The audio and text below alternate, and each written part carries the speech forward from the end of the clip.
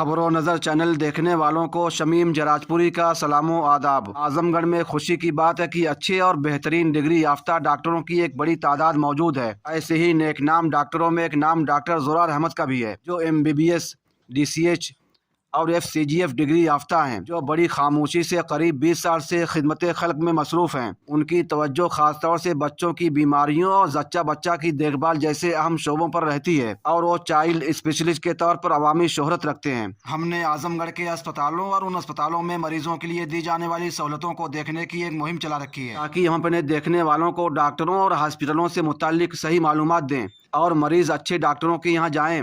इस सिलसिले में हमने डॉक्टर ज़ुरार अहमद के हॉस्पिटल को भी देखा, जो आजमगढ़ शहर के बरहमस्तान मिल्लत नगर में नाजमा हॉस्पिटल के नाम से अपनी खिदमत अंजाम दे रहा है। डॉक्टर ज़ुरार अहमद से मुलाकात हुई और उनसे बातें हुई। डॉक्टर ज़ुरार अहमद ने बताया कि हमारे हॉस्पिटल में मरीजों के लिए तमाम सहूलतें मौजूद हैं। इन ICU में जो भी मशीनें मौजूद हैं, वह मशीनें पूर्वांचल के ज्यादातर हॉस्पिटलों में आपको नहीं मिलेंगी। हिंदुस्तान से बाहर मुल्कों की भी मशीनें मौजूद हैं। हमारे और सवालों का जवाब डॉक्टर ज़ुरार अहमद ने दिए हैं। चाहते हैं कि खबरों नजर चैनल देखने वाले उनसे फायदा उठाएं। खबरों नजर चैनल से गुफ्तगू करते हुए डॉक्टर ज़ुरार अहमद ने क्या बातें बताई हैं, आइए आपके सामने पेश करते हैं। मैं doctor Zurar Ahmad MBBS DCH Nazma hospital Barhamsthan Millat Nagar का डायरेक्टर हूँ। डॉक्टर साहब, आपके यहाँ क्या क्या सुविधाएं हैं मरीजों के लिए, और कितने उम्र के बच्चों को आप लेते हैं यहाँ पर, और एडमिट को लेकर और मुख्तलिफ जो सहूलतें होनी चाहिए, तो क्या क्या सहूलतें हैं, और यहाँ पर आपके अलावा और जो डॉक्टर्स हैं, जो स्टाफ है, उसके बारे में बताएं। जी नहीं, हमारे यहाँ जन्म से लेकर के हम लोग 18 साल तक के बच्चे और बच्चियों का इलाज करते हैं। जनरली जो क्रिटिकल केयर हैं या जो इमरजेंसी हम लोग लेते हैं up to 12 years of age, 12 साल तक के बच्चों में अगर जो भी बच्चे ज़्यादा सीरियस होते हैं, ऐसे बच्चों को हम लोग जनरली अवॉइड करते हैं, टाइमली दूसरे सेंटर पर रिफ़र करते हैं। लेकिन जन्म से 12 साल तक के बच्चों के लिए हम लोगों के यहाँ बहुत ही अच्छा इंतज़ाम है, जिसमें हम लोगों के ऑक्सीजन की व्यवस्था है, हम लोगों के पास CPAP मशीन की व्यवस्था है, हम लोगों के पास वेंटिलेटर मशीन की व्यवस्था है, हम लोग जो बच्चे पीलिया ग्रस्त होते हैं फोटोथेरापी की व्यवस्था है। जो बच्चों को पीलिया बहुत ज़्यादा हो जाती है, कभी कभी बच्चे आते हैं जिनकी पीलिया 30 पॉइंट हो गई, 35 पॉइंट हो गई, 40 पॉइंट पीलिया हो गई, ऐसे बच्चों को हम लोग ब्लड एक्सचेंज ट्रांसफ्यूजन करते हैं।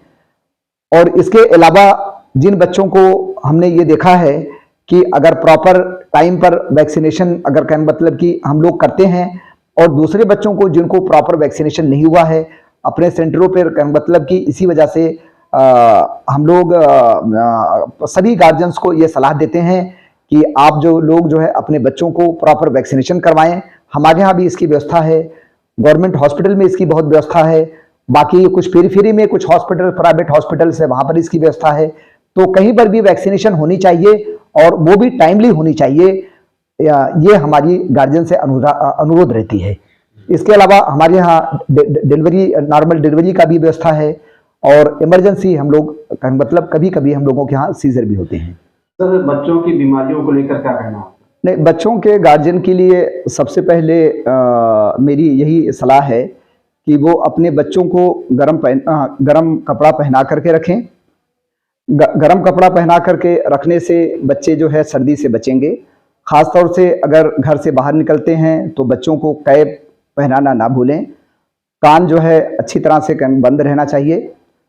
दूसरी चीज़ ये है कि कोशिश करें कि जिस इलाके में ठंड ज़्यादा है वहाँ पर बच्चों को बिना ज़रूरत ना लेकर के जाएं, क्योंकि छोटे बच्चे ठंड के शिकार होने के बाद उनका जो ट्रीटमेंट है वो कोई आसान बात नहीं है, क्योंकि खांसी ज़ुकाम जल्दी ठीक नहीं होता, चाहे कितना भी अच्छा ट्रीटमेंट दिया जाए।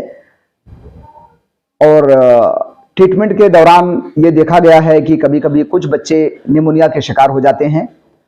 बच्चों में और भी परेशानियां निमोनिया की वजह से बढ़ जाती है, जैसे बहुत सारे बच्चे सांस रोकने लगते हैं, जिसको हम लोग रेस्पिरेटरी फेल्योर बोलते हैं। और ऐसे बच्चों को कभी कभी सांस देने वाली मशीन वेंटिलेटरी सपोर्ट की भी ज़रूरत पड़ जाती है। तो अगर हम शुरू से ठंडी का मौसम जैसे ही शुरू होता है, हम गर्म कपड़े बच्चों को पहना कर रखें। रात को बच्चों को हम ऐसी जगह ना सुलाएं जहां पर खिड़की के दरवाजे खुले हों। डॉक्टर साहब, आजकल इस ठंड में सबसे ज़्यादा बच्चे किन बीमारियों से मुतासिर हैं, प्रभावित हैं, और आपके हॉस्पिटल में ज़्यादातर बच्चे किन बीमारियों से मुतासिर होकर आ रहे हैं? ज़्यादातर आजकल जो बच्चे हम लोगों की ओपीडी में आ रहे हैं वो फ्लू के शिकार होते हैं। दूसरे नंबर पे हम लोग देखते हैं कि छोटे बच्चों में ब्रांकियोलाइटिस, जिसकी वजह से बच्चों को सांस लेने में दिक्कत हो जाती है और बच्चे दूध नहीं पीते हैं, उससे बच्चे सुस्त पड़ जाते हैं। कभी कभी ऐसे बच्चों को हम लोगों को एडमिट भी करना पड़ता है। और कुछ बच्चे ऐसे हैं जो ठंड लगने के बाद जो है निमोनिया के शिकार हो जाते हैं। निमोनिया होने के बाद जो है बच्चों को सांस में काफ़ी दिक्कत हो जाती है, इससे काफ़ी तेज़ का बुखार रहता है। बच्चे जो है दूध नहीं पीते हैं, बच्चे खाना नहीं खाते हैं। ऐसी कंडीशन में भी एक अच्छे उपचार की ज़रूरत है। अगर सही टाइम पर निमोनिया का अगर इलाज नहीं किया गया तो आगे बहुत सारी बच्चों में कॉम्प्लिकेशन डेवलप हो जाती हैं। ऐसे बच्चे आगे चल कर के सीरियस होते हैं, जिनको लंबे टाइम तक हॉस्पिटलाइजेशन की ज़रूरत पड़ती है। डॉक्टर साहब, राइश के बाद जो है अक्सर हमने देखा कि माँ अपना दूध नहीं पिलाती हैं, उनका क्या कहना है? बच्चों को जो बच्चे हमारे यहाँ आते हैं, हम सारे मदर से सभी मदर से यही कहते हैं कि बच्चों को कम से कम 6 महीना एक्सक्लूसिव ब्रेस्ट फीड जिसे कहा जाए कि 6 महीना माँ का दूध मिलना चाहिए। अगर बच्चों को माँ का दूध मिलता है तो माँ के दूध के अंदर एंटीबॉडीज होती है। जैसा कि हम जानते हैं माँ के दूध के अंदर जो पाई जाने वाली एंटीबॉडीज है IgM, IgG, IgA, तो ये एंटीबॉडीज बच्चों को कई तरह की इन्फेक्शन से बचाती है। जैसे बच्चों में अक्सर जो है डायरिया की प्रॉब्लम होती है, बच्चों में रेस्पिरेटरी ट्रैक्ट इन्फेक्शन की प्रॉब्लम होती है। अगर बच्चों को माँ का दूध दिया जाए तो ये मैं 100% अश्योर करता हूँ कि फार्मूला मिल्क या दूसरा जो टॉप फीड है उसके कंपैरिजन में ऐसे बच्चे 50% से तो कम बीमार पड़ते हैं। और दूसरी चीज ये है कि अगर बच्चे माँ का दूध बच्चों को दिया जाता है तो इस एंटीबॉडीज की वजह से अगर बच्चों में बार बार इन्फेक्शन नहीं होगा तो बच्चे का वजन अच्छी तरह से बढ़ेगा, उनकी बॉडी की इम्यूनिटी अच्छी रहेगी, उनकी ग्रोथ अच्छी रहेगी। बच्चों के वजन को लेकर क्या कहना है? अक्सर देखा गया कि बच्चा बहुत कमजोर पैदा हुआ है या पैदाइश के बाद जो है वो तंदुरुस्त नहीं हो पा रहा, तो वजन को लेकर, वजन बढ़ाने को लेकर क्या कहना है? जी नहीं, एक्चुअली ऐसा है कि जो एक बैलेंस डाइट है, अगर बच्चों को देखिए माँ का दूध अगर माँ पिलाती है, लेकिन अगर उनका न्यूट्रिशनल डिफिशियंसी, माँ को न्यूट्रिशनल डिफिशियंसी है, जैसे माँ को आयरन की कमी है, माँ को कैल्शियम की कमी है, तो ये देखा गया है कि बच्चे का वेट गेन पुअर होता है। तो सबसे पहले तो हम माँ को जरूर ये कहते हैं कि आप एक बैलेंस डाइट लें, जिससे कि आपके शरीर के अंदर किसी भी न्यूट्रिशन की कमी ना हो, चाहे वो फैट हो, चाहे कार्बोहाइड्रेट हो, चाहे प्रोटीन हो, या इसके अलावा मिनरल्स वगैरह हैं, किसी चीज़ की अगर कमी होगी तो उससे बच्चों के स्वास्थ्य पर, बच्चे के वेट पर डायरेक्ट जो इफेक्ट डालता है। अगर जो बच्चों का वेट गेन बच्चे की उम्र के हिसाब से अगर हमें कम मिलता है तो ऐसी कंडीशन में हम लोग अगर सपोज कर लीजिए कि बच्चों का हम जांच कराने के बाद हमें अगर लगता है कि बच्चों को कैल्शियम की कमी है तो बच्चों को हम कैल्शियम सप्लीमेंट देते हैं। और अगर बच्चों को विटामिन डी की कमी है तो विटामिन डी का सप्लीमेंट देते हैं। अगर बच्चों को बच्चे का वेट गेन बहुत अच्छा नहीं है तो ऐसे केस में हम जो है जैसे ऐसी बच्चे की एज के अकॉर्डिंग जो है हम ऐसी डाइट का प्लान करते हैं जिसके अंदर सभी चीजें मौजूद हो, जैसे कार्बोहाइड्रेट है, प्रोटीन, फैट्स, मिनरल्स, विटामिन्स। अगर ये सारी चीजें मौजूद होगी और तो 100% बच्चे का वेट गेन अपनी एज के हिसाब से नॉर्मल बढ़ेगा। अगर इसके बावजूद भी, अगर बैलेंस डाइट देने के बावजूद भी कभी कभी हमें ऐसा लगता है कि अगर नॉर्मल वेट गेन बच्चे का एज के हिसाब से अगर नहीं है तो ऐसे कंडीशन में हम लोग फिर बच्चों को स्क्रीनिंग कराते हैं और बेसिक इन्वेस्टिगेशन के बाद ही डिसाइड करते हैं कि बच्चे को अंदरूनी किसी बीमारी या किसी इन्फेक्शन का बच्चा शिकार तो नहीं है, और साथ में उसका भी ट्रीटमेंट देते हैं। अगर बच्चा स्वस्थ है और उसको एक बैलेंस डाइट मिलती है तो जनरली ये देखा गया है कि बच्चे की उम्र के हिसाब से बच्चे का वेट गेन बहुत अच्छा होता है। बाकी बच्चों को वेट गेन के लिए कुछ हम लोग एडिशनल सप्लीमेंट भी देते हैं, जैसे कुछ बच्चों में हम लोग कोलेस्ट्रम देते हैं, मल्टीविटामिन देते हैं, कैल्शियम देते हैं, विटामिन ए का सप्लीमेंट देते हैं, विटामिन ए का सप्लीमेंट देते हैं। तो ये सारी सप्लीमेंट देने के बाद जो है देखा गया कि वेट गेन कंपैरिजन उन बच्चों में जिनमें हम सप्लीमेंट नहीं देते हैं उनका वेट गेन काफी अच्छा होता है। जो गर्भवती महिलाएं होती हैं वो डॉक्टरों से रुजू नहीं करती हैं, उनके सलाह मशवरे से दूर हो जाती हैं, तो क्या कहना चाहते हैं? प्रेगनेंसी के दौरान जो औरतों को हमेशा अपनी बैलेंस डाइट का पूरा पूरा ख्याल रखना चाहिए, क्योंकि हमने ये देखा है कि प्रेगनेंसी के दौरान जो माएँ खाने पीने का ध्यान नहीं रखती हैं उनके बच्चों का जो एक ग्रोथ है, जो बच्चे का जो ग्रोथ है वो अच्छा नहीं होता। ऐसे बच्चे लो बर्थ वेट के पैदा होते हैं या बच्चे जो है कई और भी कॉम्प्लिकेशंस में पैदा होते हैं।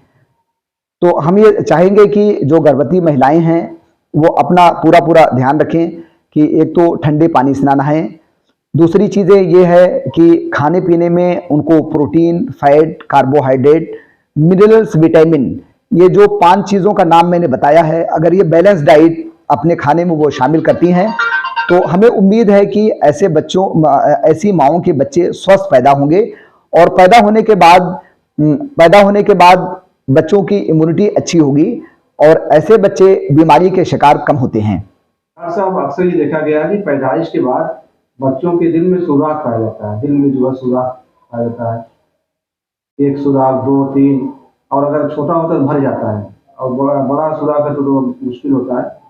तो इसका क्या कारण है? माने क्लियर कट रीजन, लेकिन जहां तक स्टडी है उसमें यह देखा गया है कि अगर बिफोर प्रेगनेंसी अगर हम प्लान करते हैं कि माँ को जो है फॉलिक एसिड और बाकी कुछ ऐसी न्यूट्रिशनल सप्लीमेंट माँओं को अगर दिया जाता है और माँ को इन्फेक्शन से अगर हम बचा के रखते हैं, अगर माँओं को पहले हम कॉम्प्लिकेशंस से बचाते हैं, जैसे माँ को टॉर्च इन्फेक्शन से हमने बचाया, माँ को इन्फ्लुएंजा इन्फेक्शन से हमने बचाया, माँ को हमने अगर थायराइड का सप्लीमेंट पहले दे दिया ड्यूरिंग प्रेगनेंसी, अगर मदर को थायराइड की प्रॉब्लम नहीं रही, तो अगर मदर इन सारी कॉम्प्लिकेशन से अगर दूर हैं तो ऐसे माँओं के बच्चों में दिल के सुराख बहुत ही कम, बहुत ही रेयर मिलते हैं।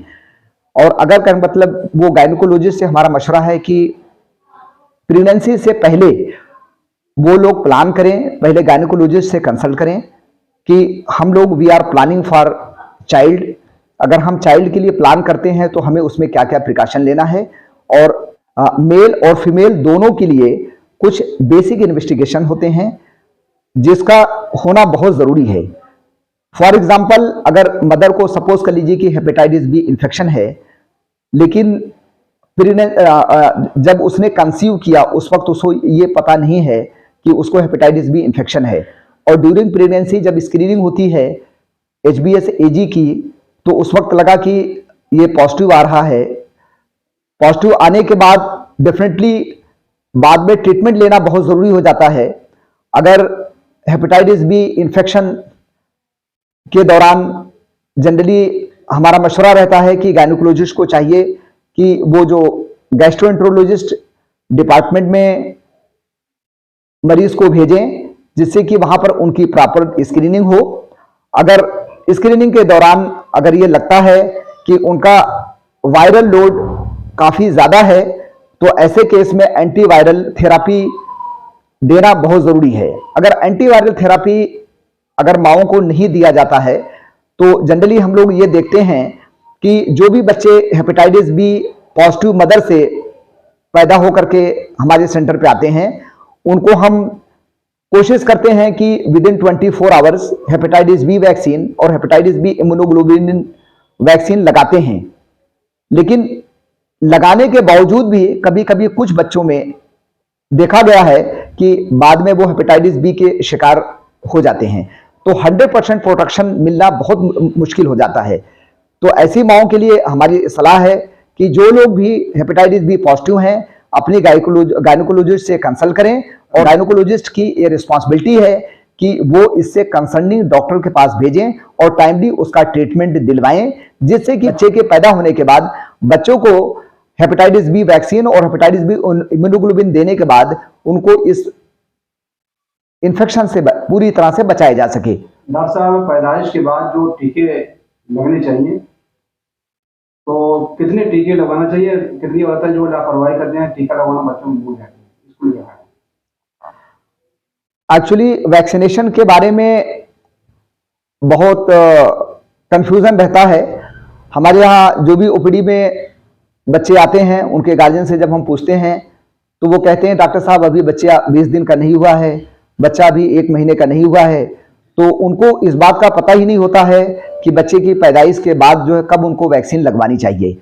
तो हमारी गायनेकोलॉजिस्ट से ये रिक्वेस्ट होती है कि जो भी डिलीवरी उनके यहाँ हो, चाहे वो नॉर्मल डिलीवरी हो चाहे सीजेरियन बेबी हो, कम से कम गार्जियन को वैक्सीनेशन के बारे में भली भांति जानकारी दे देनी चाहिए कि वो जाकर के जो वैक्सीनेशन सेंटर हैं वहां पर प्रॉपर तरीके से इन टाइम वैक्सीनेशन लगवा लें, जिससे कि बच्चों को हम हेपेटाइटिस बी, ट्यूबरकुलर इन्फेक्शन और पोलियो इन्फेक्शन से बचा सकें। जैसा कि आपने हमसे पूछा है कि वैक्सीन बच्चे के पैदा होने के बाद कौन कौन सी वैक्सीन लगनी चाहिए, तो बच्चे के पैदा होने के बाद 3 टीका अवश्य लगना चाहिए और कोशिश करना चाहिए कि बच्चों को 24 घंटे के अंदर वैक्सीनेशन हो जाना चाहिए। उसमें पहली वैक्सीन आती है बीसीजी, जिसको बोलते हैं टीबी का टीका। दूसरी होती है हेपेटाइटिस बी, जिसको बोलते हैं पीलिया का टीका। तीसरा होता है ओपीवी, जिसको पोलियो का टीका बोलते हैं। तो ये 3 टीका लगने से बच्चों को काफी राहत भविष्य के लिए हो जाती है।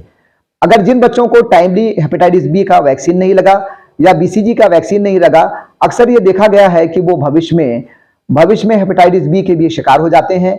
भविष्य में वो टीबी के इन्फेक्शन के शिकार हो जाते हैं, चाहे वो टीबी फेफड़े की हो, चाहे वो टीबी दिमाग की हो, चाहे वो टीबी हड्डी की हो, चाहे वो टीबी पेट की हो। तो हमारा मशवरा रहेगा गार्जियन इस चीज के लिए जरूर समझें कि बच्चे के पैदा होने के बाद किसी भी नियरेस्ट वैक्सीनेशन सेंटर पे वैक्सीनेशन जरूर करवाएं, जिससे कि आप अपने बच्चों को ये 3 बीमारियों से पैदा होने के बाद बचा सकें। आपके यहाँ टीके का इंतजाम है, सहूलत है? नहीं, हमारे यहाँ सभी ऑलमोस्ट सभी टीके की वैक्सीन हम लोग रखते हैं जी। अगर निमोनिया का टीका नहीं लगा और बच्चों को अगर निमोनिया हो जाता है, जैसे न्यूमोकोकल वैक्सीन, ये बच्चों को फर्स्ट डोज जो है हम लोग 6 वीक्स में लगाते हैं। और बच्चों को अगर वैक्सीन नहीं लगी हुई है और न्यूमोकोकल इन्फेक्शन अगर हुआ और उसकी वजह से जो निमोनिया होती है, बहुत ही बच्चे सीरियस हो जाते हैं। ऐसे बच्चे रेस्पिरेटरी फेल्योर में जाने लगते हैं, जिसकी वजह से आगे बहुत सारी कॉम्प्लिकेशंस बच्चे के साथ हो जाती हैं। कभी कभी वेंटिलेटरी सपोर्ट की जरूरत पड़ जाती है और वेंटिलेटरी सपोर्ट के बावजूद भी ऐसे बच्चों का सर्वाइवल कभी कभी नामुमकिन हो जाता है। अक्सर हॉस्पिटल में हमने देखा कि नॉर्मल डिलीवरी हो जाती है, आसानी से हो जाती है, लेकिन कहीं कहीं जगहों पर देखा कि डॉक्टर जो ऑपरेशन कर देते हैं, तो ऑपरेशन क्या जरूरी हो जाता है कि सिर्फ एक बहाना जो है क्या इस पे साथ? नहीं, एक्चुअली देखिए, हमेशा मतलब डॉक्टर्स के लिए तो हम रिक्वेस्ट करेंगे कि जो भी क्वालिफाइड डॉक्टर्स हैं, जनरली वो कभी मतलब कि उनको गलत नहीं करना चाहिए। और चाहे नॉन क्वालिफाइड डॉक्टर्स हैं, गलत तो किसी को भी नहीं करना चाहिए। हमेशा ये दिल में एक भावना होनी चाहिए कि ये मेरा अगर मरीज होता तो मैं इसका नॉर्मल डिलीवरी में कराता या इसका ऑपरेशन कराता। अगर उस भावना, उस उद्देश्य से अगर कोई भी डॉक्टर मरीज को अटेंड कर रहा है, तो जहां पर नॉर्मल डिलीवरी जहां तक हो सकता है डॉक्टर्स ट्राई करता है। लेकिन अगर कभी लगा कि बच्चों को फीटल डिस्ट्रेस हो रहा है या बच्चा अंदर मेकोनियम पास कर दिया या कोई कॉम्प्लिकेशन की वजह से नॉर्मल बेबी डिलीवर्ड नहीं हो सकता, तो ये गार्जियन को अच्छी तरह से काउंसलिंग करके तब जाकर के उनका सीजर करना चाहिए। ये नहीं कि बच्चा नॉर्मल है, अभी टाइम नहीं हुआ है, हमारे पास आया तो हम कहें मतलब कि उसका ऑपरेशन कर दें या कहीं पर चला गया वो ऑपरेशन कर दें। ये प्रैक्टिकली 100% गलत है। और ये भी हम जानते हैं, कर भला तो हो भला। अगर हम किसी दूसरे के लिए भला करेंगे तो हमारे साथ भी ऊपर वाले ने चाहा तो हमेशा भला होगा। हम इस भावना से हमेशा पेशेंट्स को अटेंड करते हैं और उनसे हम काउंसलिंग करते हैं। और कभी भी किसी भी मरीज के पास अगर पैसा नहीं है, अगर वो हमसे बोलता है कि डॉक्टर साहब आपके हमारे पास पैसे नहीं है, तो ऐसा कोई मरीज ये नहीं कह सकता कि हम किसी को कभी बिना पैसे के लिए बिना पैसे का इलाज के लिए हमने कभी किसी को मना किया हो, चाहे वो पेशेंट कितना भी सीरियस रहा हो। इवन कि अगर वेंटिलेटर की जरूरत भी है, हम लोग वेंटिलेटरी सपोर्ट भी 1 दिन 2 दिन 3 दिन अगर बच्चों को लगा कि नीड है, अगर गार्जियन के पास पैसे की प्रॉब्लम है तो उसको भी हम फ्री कर देते हैं। किसी का जान बच जाना वो हमारी सबसे पहली प्राथमिकता या प्रायोरिटी होती है।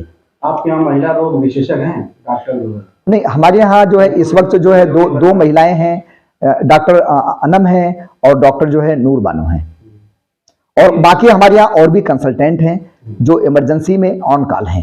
ताज़ा और तमाम खबरों को देखने के लिए हमारे चैनल को सब्सक्राइब करें। वीडियो पसंद आए तो लाइक और शेयर करें। खबर और विज्ञापन के लिए संपर्क करें।